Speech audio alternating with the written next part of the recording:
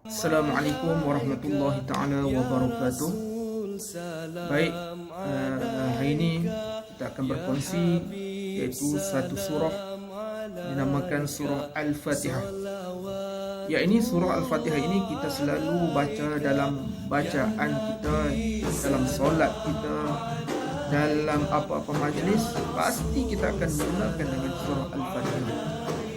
Tak tahu tak, surah Al-Fatihah ini mengandungi makna yang besar, dan surah Al-Fatihah ini telah dibahaskan oleh banyak ulama, dan makna surah Al-Fatihah ini bermaksud pembukaan.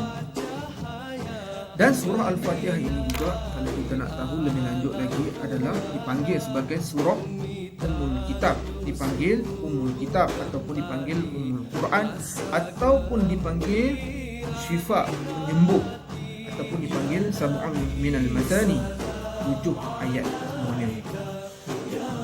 Dan surah Al-Fatihah ini apabila kita baca, pasti mengandungi makna yang besar, makna yang kalau kita menghayati makna-makna yang terkandung dalam surah Al-Fatihah ini, dia secara ringkasnya mengajak kita beriman kepada Allah Subhanahu wa taala dengan sebenar-benar iman.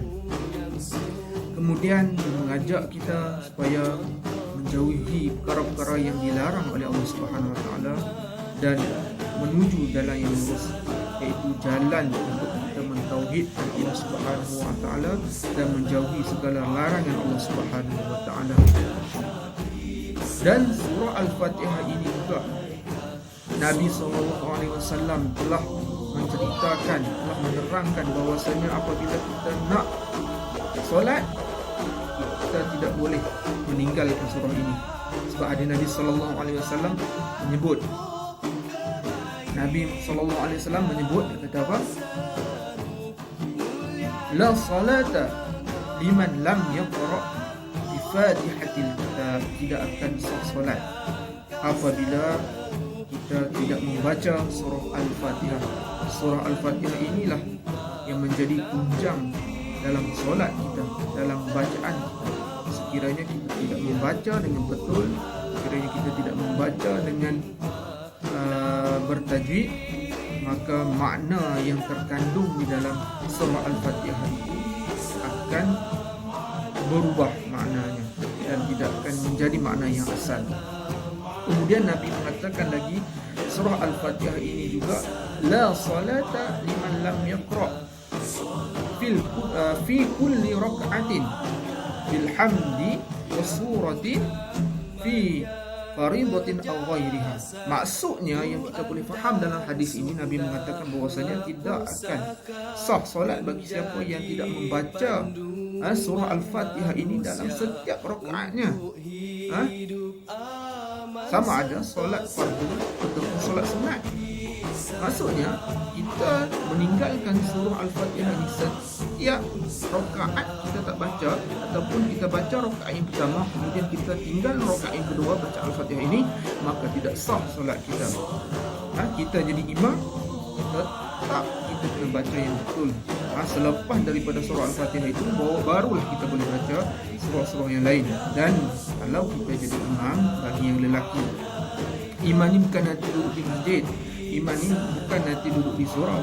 Kita duduk di rumah, isteri kat belakang kita, kita jadi imamkan dia, kemudian kita bacalah selepas surah Al-Fatihah, kita bacalah surah.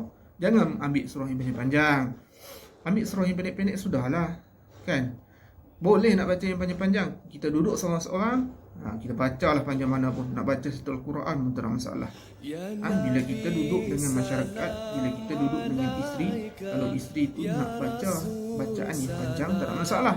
Tapi kalau isteri, kalau kita faham dia pun ada masalah yang lain, contoh nak jaga anak ke, kan, kemudian dia nak masak ke, tak perlulah kita baca panjang-panjang.